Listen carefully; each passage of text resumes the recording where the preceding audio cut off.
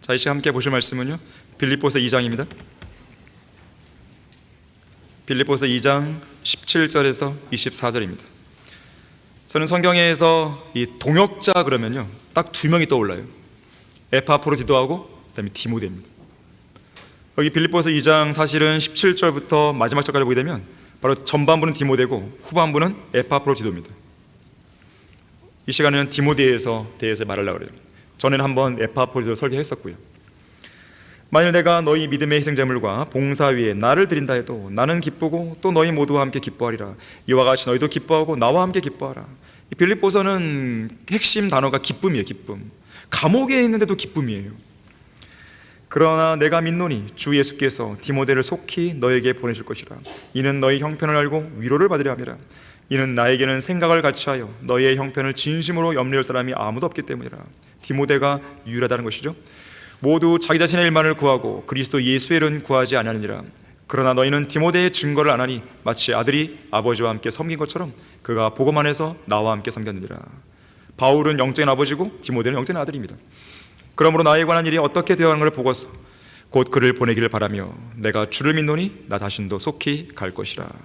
자, 말씀을 위해 다 같이 기도하시겠습니다. 고마우신 아버지 하나님, 저희들을 사랑해 주셔서 감사합니다. 우리가 이 성경들을 믿는 교회에 있다는 것 자체만으로도 주님의 사랑과 은혜와 자비를 많이 받는 것입니다. 얼마나 복된 환경에 우리는 앉아 있습니까? 얼마나 복된 시간을 지금 보내고 있는 것입니까? 이 소중한 경배의 시간을 우리는 소홀히 할 수 없습니다. 우리의 마음을 주님의 영으로 충만하게 해주십시오. 잡다한 생각들이 사라지게 해주십시오. 마귀가 넣어주는 졸음도 사라지게 해주십시오. 주님의 말씀에 집중해 주십시오. 우리의 귀를 열어주십시오. 우리의 마음을 열어주시고 이 말씀에 반응할 수 있도록 도와주십시오.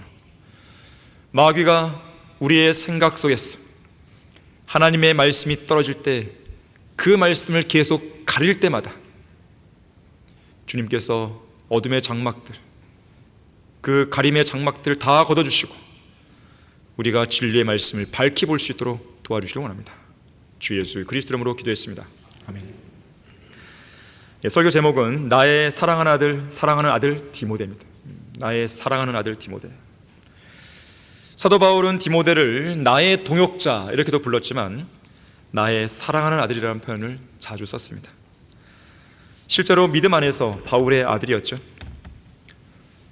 디모데의 육신의 아버지는 헬라인이었습니다. 육신의 어머니는 유대인이었죠. 성경에는 독특하게도 아버지의 이름은 안 나오고 어머니 이름만 나오죠. 그리고 할머니 이름도 소개됩니다.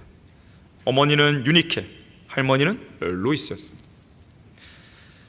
이들은 가식 없는 믿음을 갖고 있었어요. 그들의 가식 없는 믿음이 디모데에게 고스란히 전달된 겁니다. 어린 시절부터. 어머니와 할머니는 최선을 다해 디모데를 성경으로 인도한 것이죠. 그러던 중에 디모데가 바울을 만나서 예수 그리스도의 제자가 된 것입니다. 바울은 그런 디모데를 아들이라 불렀죠. 영적인 아들이라 부른 것이죠. 바울이 그리스도 예수 안에서 복음을 통하여 산고를 치러 낳은 아들이기 때문에 그렇게 부른 것입니다. 그리스도의 복음을 전해서 예수 그리스도께로 이겨온 아들인 것이죠. 우리 교회에는 많은 아들들을 둔 성도들이 있는 것이죠. 아까 구령한 사람들처럼 많은 아들을 둔 것이죠. 영적인 아들. 바울은 그 누구보다도 디모데를 아끼고 사랑했습니다. 디모데 전서와 디모데 후서를 읽어보면 바울의 그 사랑을 느끼게 돼요. 특히 인생의 끝자락에서 마지막 죽음을 앞두고 디모데를 무척 보고 싶어 했죠. 너는 내게로 속히 오도록 힘쓰라고 얘기했습니다. 디모데후서 4장 9절에서. 그러면서 뭔가를 챙겨라 그러죠. 외투, 책들, 특히 양피지로 된 것을 가져오라 했어요. 외투하고 성경을 가져오라는 뜻이었습니다. 그것도 속히 오되 겨울이 되기 전에 오도록 힘쓰라고 얘기했어요. 그런가 하면 바울은 디모데에게 디모데 후서 2장 1절과 2절에서 이렇게 권면합니다. 일꾼을 양성하라는 권면이었거든요. 내 아들아, 그러므로 너는 그리스도 예수 안에 있는 은혜 가운데서 강건하라. 그리고 내가 많은 증인들 가운데서 내게 들은 것들을 신실한 사람들에게 맡기라 그랬어요. 맡기면 어떻게 되는 것이에요? 그 신실한 사람들이 또 다른 사람들을 가르칠 수 있으리라. 우리 성경침례교회가 1991년에 킹 제임스 성경 신학교를 세운 목적이 바로 여기에 있는 것이죠. 그때로부터 지금까지 35년 동안 많은 학생을 진리의 말씀으로 가르치고 양육해온 목적이 바로 여기에 있는 것이죠. 다른 사람들을 가르칠 수 있는 그 능력과 실력과 열매를 갖춘 인물들, 일꾼들, 디모데와 같은 신실한 일꾼들을 양육하기 위함이었습니다.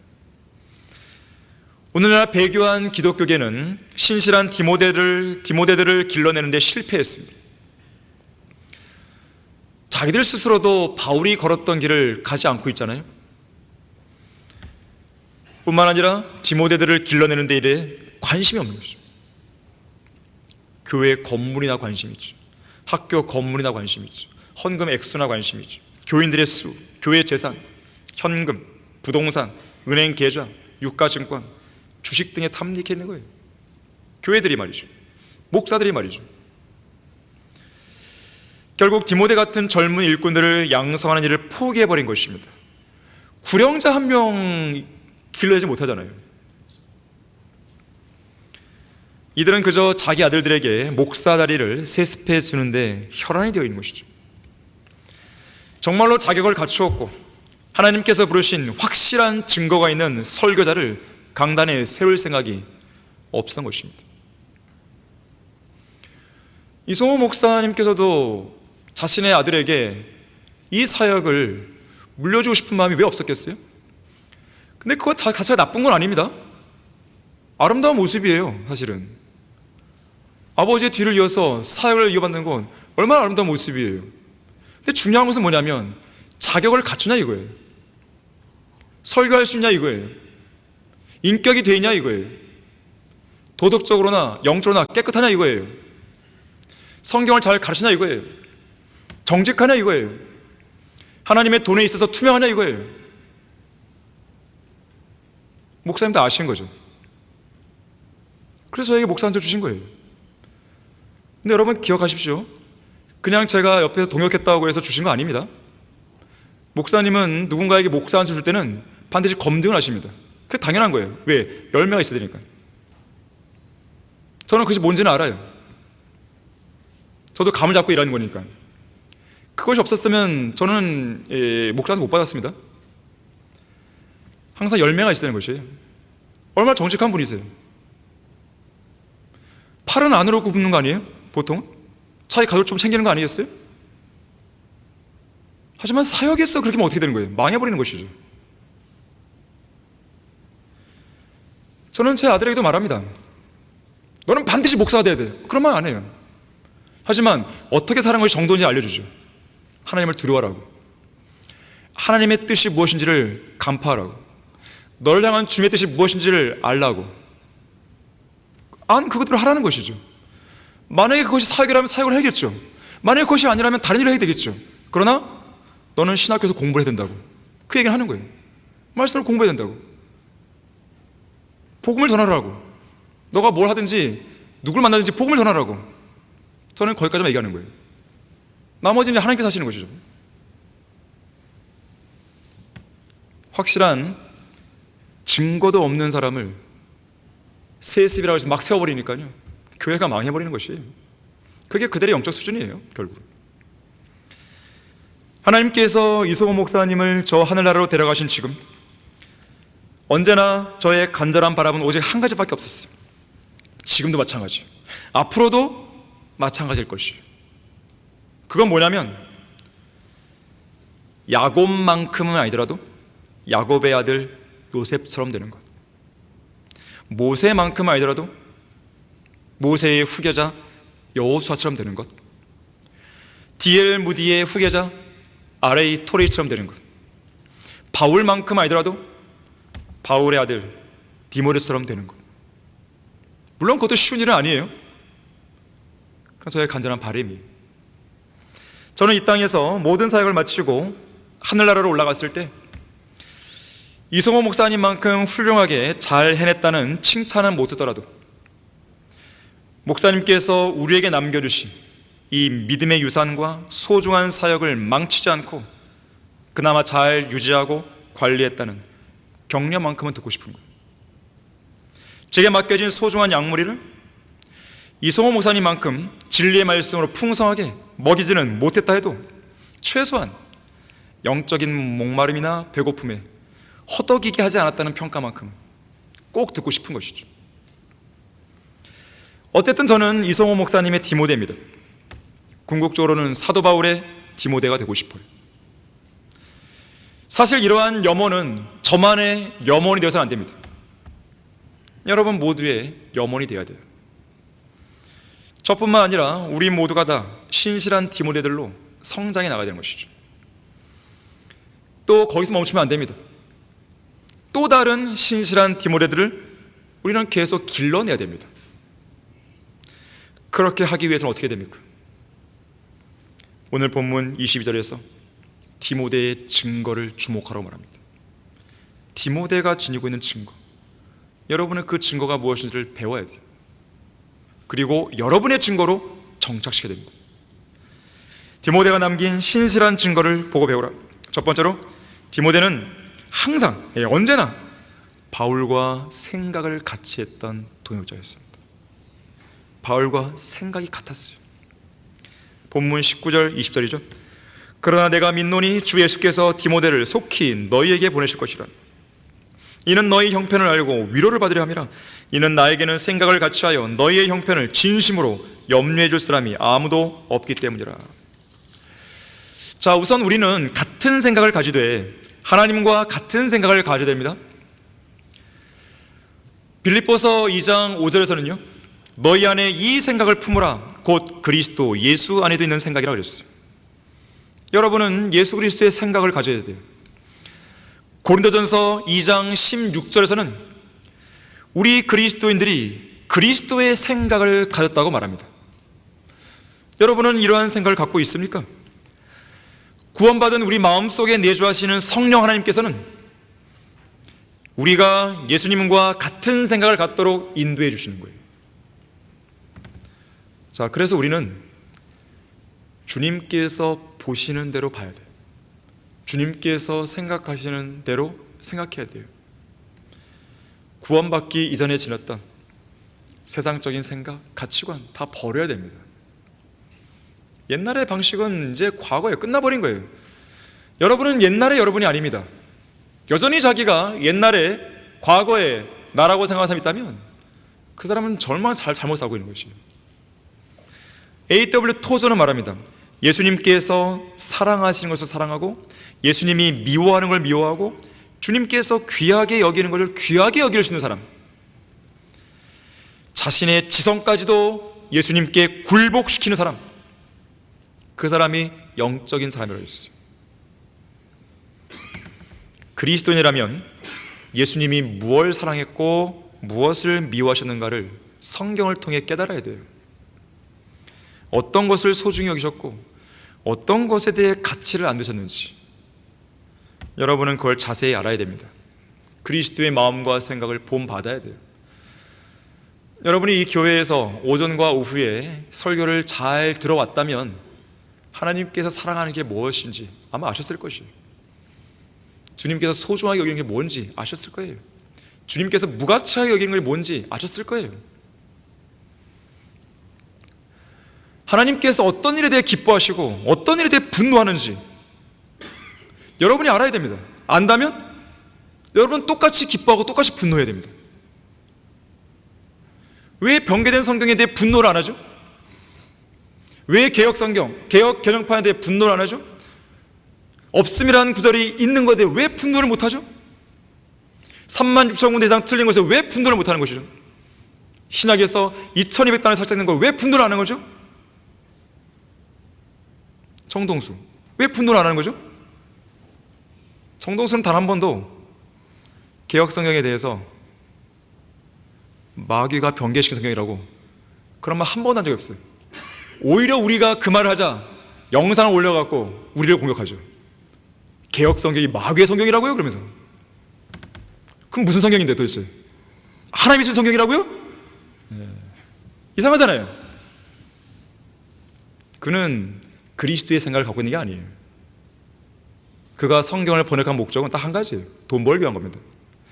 자, 상식적으로 이해가 안 되는 일이 벌어져요. 반드시 그 배후에는 돈이 있습니다. 반드시 그래요. 100%. 지금 우리가 재판하고 있잖아요. 저는 아직도 상식적으로 이해가 안 되는 거예요. 아니, 어떻게 성경을 가지고 그런 짓을 하고 있을 수 있어요? 결국 돈이에요. 돈이에요.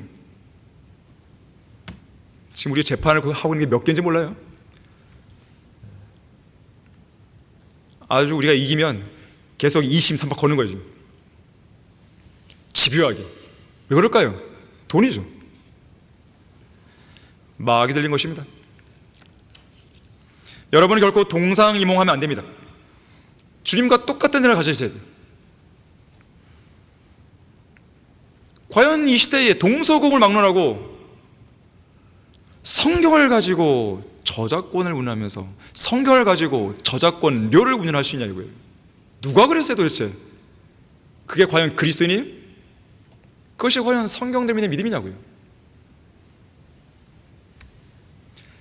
여러분은 그리스도의 생각을 바탕으로 해서요, 지역교회 안에 영적인 권위를 부여받은 목자와 같은 생각을 가진 동역자들이 되어야 됩니다.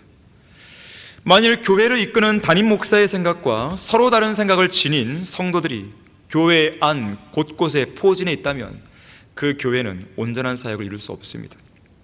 그 교회가 무너지는 시간 문제예요. 제가 이 얘기를 하니까 어떤 사람이 와서 그러더라고요. 아니, 여기가 공산주의냐고. 여기가 뭐 공산주의입니까? 생각이 다를 수 있는 거 아닙니까?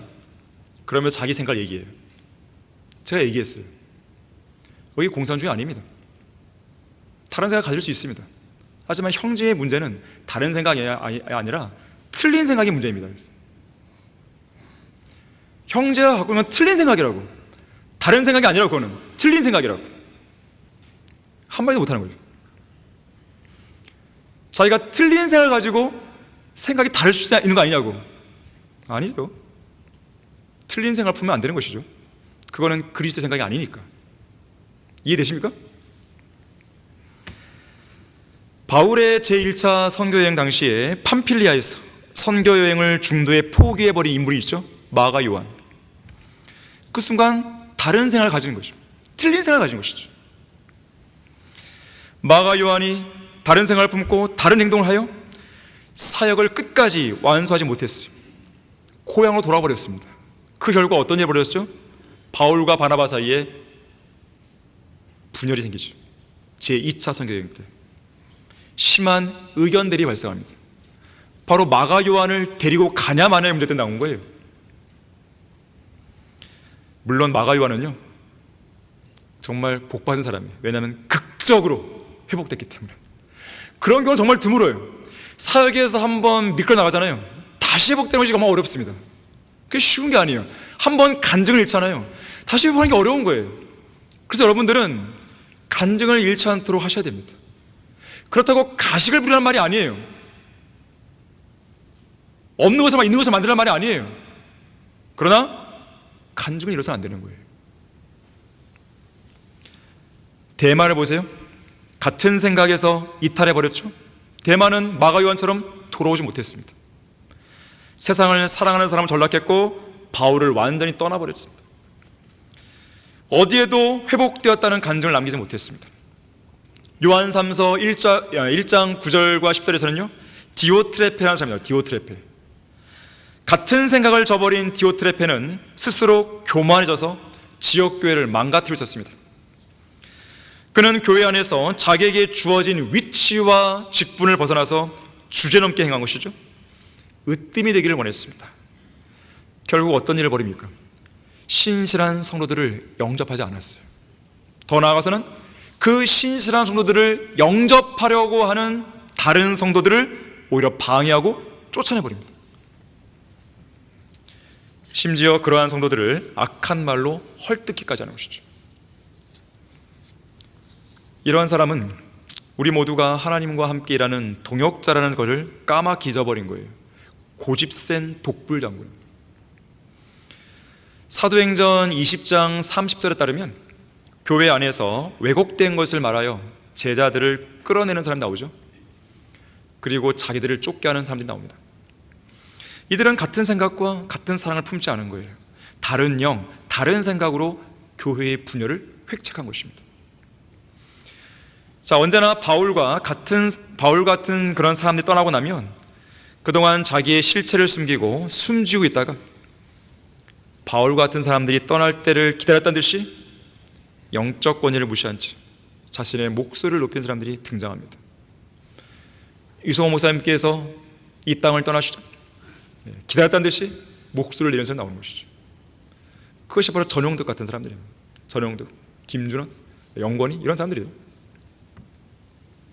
영적 권위를 더는 인정하지 않는 것이죠. 마치 자기가 뭔가 된 듯이 설교를 판단하고 강의를 판단하고 그렇게 하는 것이죠. 심지어 여러분 아시다시피 전용덕 같은 경우는 설교하는데 저기서 앉아서 큰 소리 쳤잖아요. 언젠가 목사님이 그러셨어요. 진리의 말씀할 때 확 튀어오르는 사람이 반발하는 것이죠. 마귀적인 행태죠. 그것 자체가 자기가 어떤 존재를 드러낸 거예요. 누가 설교를 방해합니까? 누가 예배를 방해하는 것이에요? 마귀가 하는 것이죠. 스스로 자기 실체 드러낸 것이에요. 제칼스 목사님이 그러셨어요. 대부분의 교회 목사들이 독재자들이 될 수밖에 없는 이유가 있다. 위트 있게 말한 거예요. 그냥 진짜 그렇다는 게 아니라. 왜 그런가 봤더니 자기 멋대로 교회를 움켜쥐려는 몇몇 독재자 성향의 성도들을 진압하기 위한 것이다 그랬어요. 그러니까 뭐 자기가 잘났듯이 뭐가 나오는 거예요, 사람들이. 여러분, 성경적인 지식을 정확하게 하셔야 돼요. 어설프게 알면 교만해집니다. 어설프게 하는 사람들이 문제를 일으키는 것이에요. 항상 자기가 뭘 안다는 것이죠. 안다면 저한테 와서 대결을 한번 해보죠. 얼마나 아는지. 안다면요. 여러분은 여러분의 목자와 어느 정도까지 생각을 같이 하고 있습니까? 디모데는요, 빌립보 교회의 성도들의 형편을 진심으로 염려해 줄 만큼 바울과 같은 생활을 지녔습니다. 여러분들 우리 지역교회, 우리 교회 빼고 16개의 지역교회들에 대해서 진심으로 염려해 줄 만큼 저와 같은 생각을 가지고 있습니까? 로마의 성도들은요, 바울과 함께 기도로 분투할 수 있을 만큼 바울과 같은 생각을 갖고 있었어요. 제가 여러분에게 재판을 위해서 하루에 1분씩이라도 기도해달라고 그랬어요. 매일같이. 하고 계십니까? 아킬라와 프리스킬라 부부, 바울을 위해서 자기들의 생명을 아낌없이 내놓을 정도로 바울과 같은 생각을 갖고 있었어요.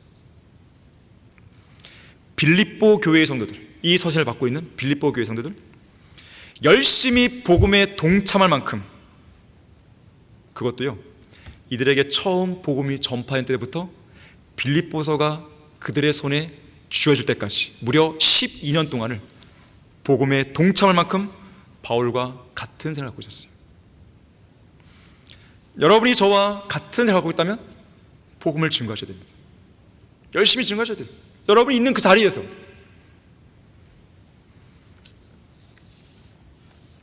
디모데가 남긴 신실한 증거를 보고 배워야 됩니다. 두 번째로, 디모데는요, 항상 예수 그리스도의 일을 구했던 헌신적인 동역자였어요.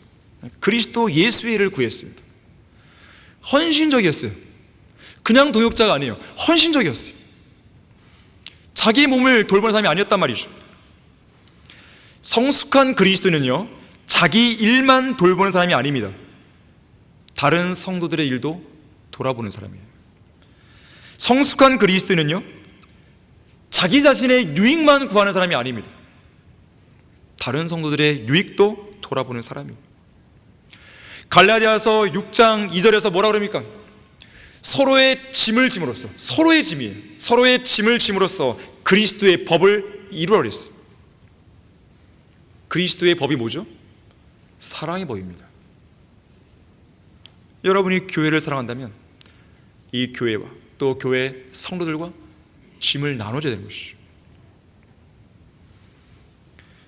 성숙한 그리스도는요, 자기 일만 구하는 사람이 아니고 예수 그리스도의 일을 구하는 사람이에요. 주님께서는 우리의 짐을 짊어지신 분이시죠. 따라서 우리가 그분의 일을 구하는 것은 당연한 의무입니다. 어느 시골 마을에 소 한 마리를 키우던 농부가 있었습니다. 소가 송아지 2마리를 낳았어요. 농부는 너무나 기뻐서 하나님께 찬양과 감사와 기쁨을 돌렸습니다. 그러고는 즉시로 집안으로 달려가 아내에게 말합니다. 여보, 우리 소가 송아지를 한 번에 2마리나 낳았어요. 우리 하나님께 감사하다는 의미로 2마리 중 1마리는 주님의 것으로 하고 주님께 바칩시다. 농부의 아내도 그렇게 하자고 했습니다. 이 말을 하고는 이 남편이 곧장 외양간으로 갔는데 갑자기 2마리 중 1마리가요 비실비실더니 쓰러져 죽고 말았습니다. 그러자 무척 슬펐던 농부는 다시 집 안으로 들어와 아내에게 말합니다. 여보, 큰일 났어. 무슨 일인데 큰일 났다는 거예요? 글쎄, 그게 말이지, 우리 송아지는 멀쩡한데 하나님의 송아지가 갑자기 죽었지 뭐야. 아니, 아직 결정도 안 했는데 그걸 어떻게 알아요? 자, 이것이요, 그리스도의 일은 구하지 않고 자기의 일만 구하는 사람들의 전형적인 삶의 방식입니다. 디모데처럼 그리스도의 일을 구했던 헌신적인 일꾼 중에는 에파프로디토가 있어요.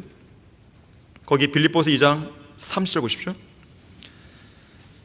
그가 그리스도의 일을 위하여 거의 죽게 되었으나 자기 생명을 돌보지 않았으니 이는 나에 대한 너희 섬김의 부족함을 그가 채우려 함이라.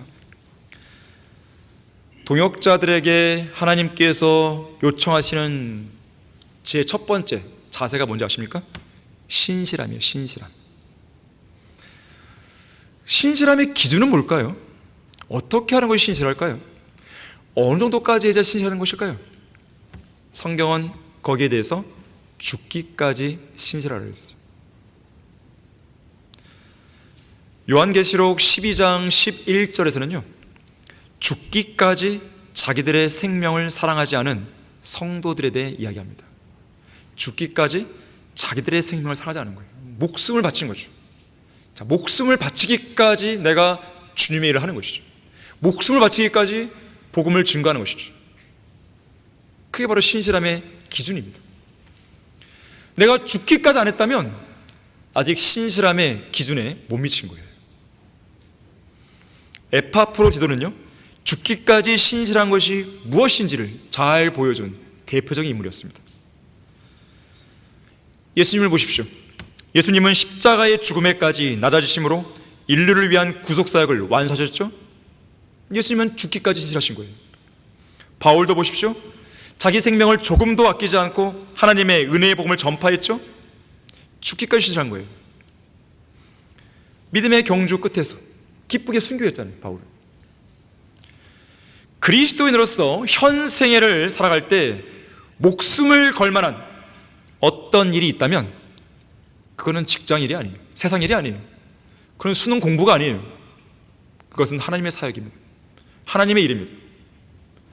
우리가 정말로 그리스도인으로서 목숨을 걸 만한 일이 있는가 했을 때 그거는 하나님의 사역이에요.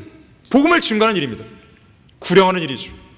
주님을 위해서 뭔가 내가 하는 것, 그거는 목숨을 걸어도 될 일이에요. 아니, 걸어야 할 일입니다. 기꺼이 목숨을 던질 수 있는 일꾼이 되어야 되는 것이죠.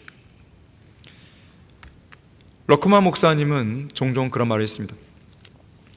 성경대로 믿는 교회를 맡은 목사들 중에서 정말이지 때로는 개처럼 때로는 소처럼 앞만 보고 달리며 줄기차게 일하지 않는 목사가 없다고 그랬어요. 이런 실상을 제대로 이해하지 못하는 육신적인 사람들은 이들 우직하게 일하는 목사들을 두고 이러쿵저러쿵 비아냥거리기도 하지만 자세히 들여다보면 이러한 목사들일수록 순수한 동기로 눈코 뜰 새 없이 바쁘게 땀 흘려 일하고 있다는 것을 알게 된다. 누군가에게 보이기 위해 하잖아요. 그러면 그 사람은요 하다가 이제 멈춰요. 지속성이 없습니다. 어떤 목사가 어떤 일을 만들어내요. 계속 일을 새로 만들어내고 또 한단 말이에요. 그것이 누군가에게 보이기 위한 것이냐 아니면 정말로 주님을 사랑해 사는 것이냐, 그 사람이 그 일을 얼마나 끝까지 지속하냐를 보면 되는 거예요. 누군가에게 보이기를 원했다면요 계속 못합니다. 지치는 거예요. 그러나 주님을 사랑하는 동기에서 나왔다고 한다면, 내가 목숨을 걸고 해야 되겠다 그런 생각을 하게 되면요, 끝까지 하는 거예요. 그것을. 제가 이성호 목사님 바로 옆에서 사역을 도우면서 배웠던 것이 바로 그 부분이에요. 저는 목사님과 함께 8년의 시간을 보냈어요. 8년. 짧으면 짧고 길면 깁니다. 늘 생각해 보면 참 행복했다 생각이 드는 거예요. 구주이신 예수님 안에서 이성호 목사님과 함께 그리스도 예수의 일을 구하며 사역했던 그 기간, 저에게 너무나 복된 기간이죠. 영예스러운 기간이죠. 왜 그럴까요? 이 땅에서 가장 소중한 사역 아니에요? 이 땅에서 가장 소중한 사역, 이거는 전 세계를 통틀어 가장 소중한 사역이라고 말해도 과언이 아닌 것입니다. 어떻게 한 교회에서 성경을 번역해내고, 어떻게 한 교회에서 신학교를 하고, 월간지 글을 쓰고, 그날 당시 개간지를 쓰고, 연수원을 하고, 크리스천 중고등학교를 하고, 복음을 전하고, 책을 내고, 출판사를 하고, 저는 상상이 안 되거든요. 사실은 어떻게 그것이 가능한지. 뭐 지금 사람이 뭐 나만 돕니까 우리가? 그것도 아니죠. 돈이 많이 나만 돕니까? 그렇지 않죠. 이걸만 보더라도 하나님께서 얼마나 우리 교회를 사랑하시고 얼마나 우리 교회를 들어쓰시는지 알 수 있는 것이에요. 여러분, 이 많은 일들이 단순히 인간적인 방법으로 할 수 있다고 생각하십니까? 불가능한 일이에요. 이것은요, 인간적으로 안 되는 거예요. 저도 기업, 회사를 다녀봤기 때문에 아는 거예요. 인간적으로 하더라도 한계가 있는 거거든요. 인간의 지혜로 할 수 있어. 어느 정도까지 할 수 있어요. 못하는 거 아니에요. 근데 이건 그게 아니에요. 인간적인 사역도 아니, 인간적인 일도 아닌 것이죠. 인간의 지혜를 대신 것도 아니죠. 무슨 뭐 어떤 기업처럼 성도들 마음에 안 들면 잘라버리고 마음에 사람 다 데리고 오고, 이게 되는 게 아니잖아요. 이 땅에서 가장 힘든 일이 사람을 다루는 일이에요. 더 힘든 것은 사람을 다루는 일 플러스 영적인 일이었을 때요. 이건 뭐 인간의 방법이 아니고 기도밖에 없는 거예요. 기도밖에. 기도가 가장 훌륭하고 최선의 방법을 알 수 있는 상황은 바로 이 상황이에요. 기도밖에 없구나. 이거는 뭐 인간적인 설교로 되는 게 아니에요. 성도를 다 붙들어 놓고 상담을 해가면서 뭐 이렇게 할 수 있는 게 아닙니다. 상담을 했다고 해서 바뀌나요? 안 바뀌어요. 인간이 얼마나 고집스러운데요, 얼마나 완고한데요. 제 자신을 보더라도 그런데요. 하나님만이 사람 마음을 바꿀 수 있어요. 여러분, 가족 중에 믿지 않는 사람이 있을 겁니다. 성경대로 믿지 않는 사람이 있을 겁니다. 인내가 필요합니다. 절대로 서두르지 마세요. 인간의 방법을 쓰는 순간 일은 꼬입니다. 기도하시고 또 기도하시고 참으시고 또 참으시고, 기회가 닿는 대로 복음과 진리를 전하시고, 논쟁이 될 것 같으면 잠시 멈추시고, 진리에 관한 것이 아닌 한 다른 영역에 있어서는 최대한 잘해주고, 진리에 관해서는 물러서지 말고, 이 기준과 선만 잘 지키시면 돼요. 쉽진 않습니다. 기도밖에 없는 거예요. 기도밖에. 저는 목사님과 함께 있으면서 하나님을 향한 열정을 불태울 수 있었습니다. 영적인 불모지 같은 이 한국 땅에서 목사님과 같은 그런 훌륭한 영적 지도자와 함께 가장 소중한 사역을 가장 최일선에서 맡을 수 있다는 것, 그건 영예로운 일이었어요. 영예로운 일. 아마도 본문에 나오는 디모데나 에파프로디토도 사도 바울과 함께 그리스도의 예수의 일을 구하며 헌신적으로 섬겼던 그런 인생에 대해서 저와 똑같은 심정이 있을 것이에요. 지난날 사역을 돌아보게 되면 하나님께서는 어떤 목적으로 무슨 일을 해야 하는지 목사님께 보여주십니다. 목사님은 오직 그 일을 이루기 위해서 모든 걸 다 매달리는 거예요. 시간, 은사, 역량, 동역자들 집중시키는 것이죠. 그럼 옆에 있던 우리는, 특히 저는 열심히 따라가야 됩니다. 달려가야 돼요. 목사님 너무 빠른 거죠. 목사님 100m를 10초 때 끝나면 저는 20초죠. 너무 힘든 거죠. 그럼 잠을 자지 말아야 돼요. 그 방법밖에 없어요. 시간이 안 되면, 속도가 안 되면 양으로 때워야 됩니다. 그럼 때때로 힘들죠. 불평이 나오죠. 제 스스로에게. 목사님께 감히 할 수 없으니까. 포기하고 싶죠. 하지만 그런 내색은 안 합니다. 왜냐하면 그 일은 하나님의 뜻이고 하나님의 일이기 때문에 내색하면 안 되죠. 또 내색을 하는 것 자체가 동역자로서의 자세로는 부적합한 모습이죠. 저는 사역을 하면서 그걸 배웠어요. 언젠가부터 그런 모습을 싫어하시구나 하나님께서. 제가 그런 어떤 내색을 내비칠 때면 항상 문제를 일으키심으로써 저를 다루시는 거죠. 그래서 그때부터 이제 안 하는 거죠. 다만 이렇게 기도합니다. 그 일을 감당할 수 있도록 힘 주십시오. 방법이 없잖아요. 힘을 주십시오. 지혜를 주십시오. 그러면 기가 막히게 주십니다. 아이라 생키도 그랬다잖아요. 아이라 생키. D.L. 무디가 너무나 열정적으로 부지런하게 막 왕성하게 일하니까요, 막 따라갈 수가 없는 거예요. 그래서 아이라 생키가 기도되잖아요. 하나님, 무디 목사를 지치게 해주십시오. 그렇지 않으시거든 저에게 초인적인 힘을 주십시오. 이렇게 기도했다잖아요. 무디와 아이라 생키는 아주 훌륭한 동역관계예요. 참 아름답습니다. 여러분은 신실한 동역자입니까? 과연 어느 정도까지 그리스도의 일을 구하고 있고 어느 정도까지 그리스도의 일을 위해 헌신하고 있습니까? 에파프로디도는요, 그리스도의 일 때문에 30절에 보듯이 거의 죽게 되었다 그랬어요. 바울은 특히나 그 이유에 대해서 너희 섬김의 부족함을 그가 채우려 했기 때문에 그랬어요. 자, 우리 중 한 사람이라도요, 마땅히 해야 할 자기 몫을 다하지 않으면 누군가가 또 섬김의 부족함을 채워야 됩니다. 자기가 하고 있는 일도 많아요. 옆 사람이 안 합니다. 그럼 그걸 채워야 됩니다. 채우고 또 채우게 되면 그 사람 어떻게 될까요? 죽을 수도 있는 거예요. 자, 여러분은 여러분의 몫을 하셔야 돼요. 여러분의 몫을 다른 사람이 채워주기를 바라면 절대로 안 됩니다. 그거는 성도를 향한 사랑이 아닙니다. 디모데가 남긴 신실한 증거를 보고 배우십시오. 마지막 세 번째로, 디모데는 복음 안에서, 복음 안에서요, 전제 조건이 있습니다. 복음 안에서 바울과 함께 신실하게 섬겼던 동역자였어요. 본문 22절입니다. 그러나 너희는 디모데의 증거를 안 하니 마치 아들이 아버지와 함께 섬긴 것처럼 그가 복음 안에서 나와 함께 섬겼느니라. 디모데는 바울이 복음으로 낳은 영적인 아들이라고 그랬죠. 영적인 아버지 바울과 함께 복음 안에서 신실하게 섬긴 일꾼이었습니다. 그래서 디모데는 바울이 가르친 대로 사역했고 가르친 대로 권면했어요.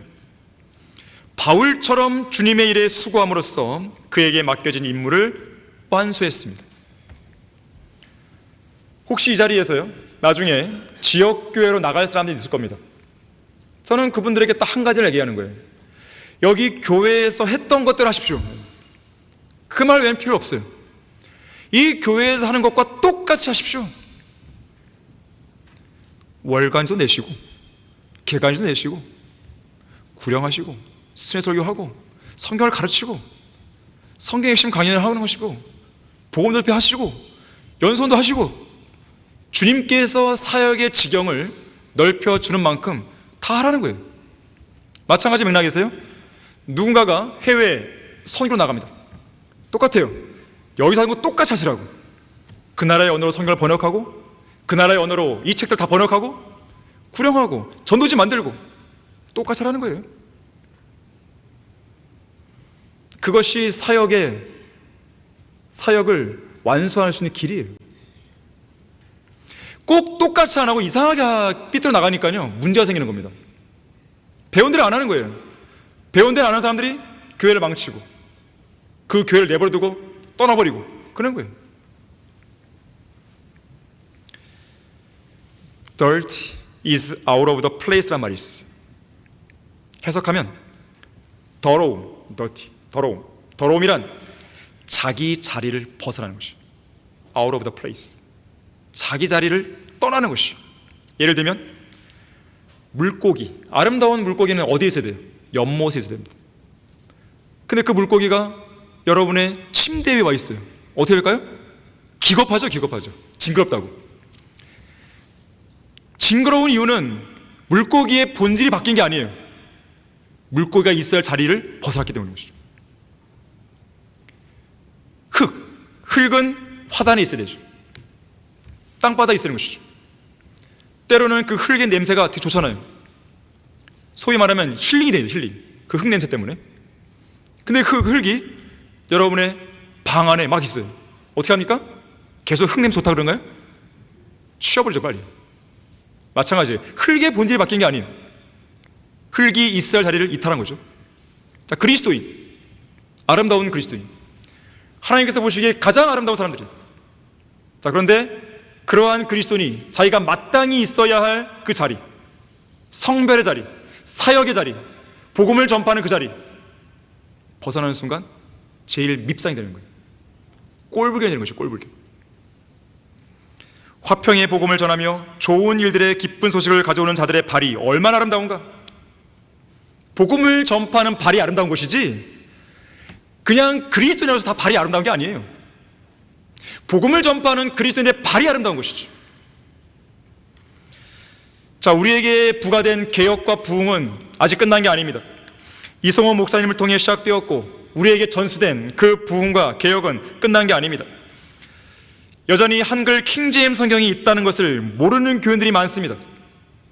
여전히 성경 침례교회 어떤 교회인지, 참된 신약 지역교회가 어떤 교회인지 모르는 교인들이 이 땅에는 부지기수로 널려 있습니다. 아직 한글 킹제임스 성경이 이 나라 이 민족의 최종 권위로 정착되지 않았습니다. 복음과 진리가 이 나라 구석구석에 확산되기 위해서는 갈 길이 멉니다. 지옥을 향해 돌진하는 수많은 죄인의 고통소리가 여전히 우리 귓가에 쟁쟁한 것이죠. 여호수아 1장 3절에서 하나님은 명령하십니다. 여호수아에게 내가 모세에게 말한 대로 너희의 발바닥으로 밟을 모든 곳은 내가 너희에게 준 것이라. 우리가 진리를 통해 정복해야 할 땅과 산지가 아직도 많이 남았습니다. 우리가 제압해야 할 골리앗과 아낙인들 같은 거인들도 여전히 많습니다. 우리 교회가 완수해야 할 임무와 사명은 완료형이 아니라 여전히 현재 진행형입니다. 하나님께서는 여러분에게 이러한 임무 완수를 위해 분연히 떨쳐 일어날 것을 명령하고 계십니다. 강건하고 담대하게 일어나서 여러분의 발바닥으로 여러분에게 부과된 그 땅을 실제로 정복해 나갈 것을 명령하고 계시는 것이죠. 순회 설교를 나갈 때만 느끼는 것은 뭐냐면 여전히 구원 받는 사람이 있다는 거예요. 우리의 발바닥으로 딛고 그 땅을 지나가면서 구원받는 혼을 얻을 수 있는 것이죠. 진리의 기체를 드높이는 행진이 결코 멈추면 안 됩니다. 뒷짐이나 지고 태평하게 앉아서 방관만 하거나 구경만 해서는 그 땅을 절대로 얻을 수 없어요. 그 땅을 찾아러 가자고 입으로 고래고래 구호만 외쳐댄다고 해서 얻을 수 있는 것도 아닙니다. 무엇을 합시다. 이건 의미 없어요. 그냥 가세요. 그냥 뭘 하자고 아니에요. 그냥 가시면 돼요. 그냥 먼저 본을 보이면 되는 거예요. 그러면 누군가는 따라옵니다. 여러분의 하나님께서 부가시 일이 있다고 하면 그 일을 하시면 되는 거예요. 아, 누가 없으니까 못하겠어요. 돈이 없으니까 못하겠어요. 이런 상황이 안 되니까 못하겠어요. 아니에요. 혼자라도 가는 것이죠. 그냥. 그리고 그 모습을 본 사람이 따라 붙는 것이죠. 지금 이 경로당 하고 있잖아요. 처음에는 혼자 하지만 따라 붙잖아요. 계속 더 사람들이 늘어나고 있어요. 새로운 어떤 하나의 사역이 열린 거죠. 이 문이라고 하는 것은요, 하나님이 열어주시는 겁니다. 우리가 막 억지로 앉아서 열리는 게 아니에요. 우리가 그냥 경로당 가자 막 열리는 게 아니에요. 여러분 경로당 가면요 문전박대하는 거 많습니다. 문전박대 많아요. 자, 그래서 저는요 올해에도 저는 신학교 여름방학 때 울릉도에서 집집마다 방문하는 복음 전파 사역을 수행할 것입니다. 그것이 끝나면 그 다음 주에는 울산과 천안과 성남과 수원 등지에서 수련을 할 것입니다. 그것이 끝나면 서울, 경기 주요 대학교 정문에서 수련을 할 것이. 지금 거의 다 만들었는데 제 방에다가 수도권, 경기 수도권 해서 대학교 위치를 주요 대학교 위치를 표시한 지도를 이제 하나 만들고 있습니다. 앞면은 우리 지역교회 세울 곳이고 뒷면은 이제 대학교회. 저는 이제 그것만 보고 기도하는 거죠. 목표가 있으면 계속 그걸 봐야 돼요. 기도하고 준비하고 기도하고 생각하고. 때로는 정면 돌파하는 것도 불사됩니다. 두려워하면 안 돼요. 두려워하면 아무것도 못합니다. 결론적으로요, 사도 바울은 디모데후서 4장 5절에서요, 너는 모든 일에 정신을 차리고 고난을 견디며 전도자의 일을 하고 내 직무를 완수하라 그랬어요. 디모데에게 지시한 사항이에요. 완수하다. 이 완수하다에 해당하는 영어 표현이요, 재미있습니다. Make full proof of예요. full proof. 완벽한 증거라는 뜻이죠. 완벽한 증거. 디모데의 증거예요. 내 직무에 관한 완벽한 증거를 만들라는 것이에요. 그래서 우리가 어떤 직무와 사역을 완수한다는 것은요, 그 직무를 잘 끝냈다는 완벽한 증거를 주님 앞에 보여드릴 수 있어야 됩니다. 궁극적으로 그 일은 그리스도의 심판서에 있을 거예요. 디모데에게는 바로 그 증거가 있었습니다. 자, 우리는 모두가 다 바른 성경이 무엇이고 참된 신약 지역교회가 무엇이고 성경적인 사역이 무엇인지 아는 사람들이에요. 이성호 목사님부터 배운 이성호 목사님의 영적인 디모데들이죠. 따라서 우리는 러크만 목사님이 걸어왔던 길, 이성호 목사님이 걸어왔던 길을 아름답게 이어나가야 됩니다. 무엇보다도 두 목사님께서 걸어왔던 그 길 초입에는 사도 바울이 있었고 그 길 최선두에는 우리의 구주이신 예수님께서 계시는 것이죠. 자, 우리는 주님이 시작하시고 완성하신 그 길을 더럽히는 사람들이 되면 안 됩니다. 하나님이 주신 기회를 놓치지 마십시오. 우리의 인생은 환난, 대난만 지속되는 게 아닙니다. 아무도 일할 수 없는 어두운 밤이 이제 곧 오는 것이죠. 복음의 문이 마냥 열리는 것이 아닙니다. 기도할 수 있을 때 기도하세요. 성경을 공부할 수 있을 때 공부하세요. 복음을 전할 수 있을 때 복음을 전하세요. 헌신할 수 있을 때 헌신을 하십시오. 그리스도의 심판성을 준비할 수 있을 때 준비하셔야 돼요. 매섭고 추운 겨울이 여러분의 인생에 찾아오기 전에 잘 준비해서 디모데처럼 좋은 증거, 완벽한 증거를 남길 수 있길 바라겠습니다. 자, 기도하겠습니다.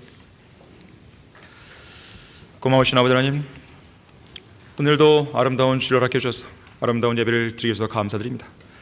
하나님의 말씀에 반응한 우리 귀한 성도들 위해서도 감사드립니다. 그 마음에 무엇을 결단했고 무엇을 각오했든지 주님께서 잘 이루어주시고 그들의 남은 생애가 풍성한 열매를 거두고 완벽한 증거를 남기는 그런 생애 될 수 있도록 인도해 주십시오. 주님 오실 날이 얼마나 남았다는 지금 우리가 과연 무엇에 집중하고 무엇에 우리의 모든 걸 집약시켜야 될지 우리 각자에게 주님이 원하시는 뜻을 보여주시길 간구드립니다. 주 예수 그리스도 이름으로 기도했습니다. 아멘.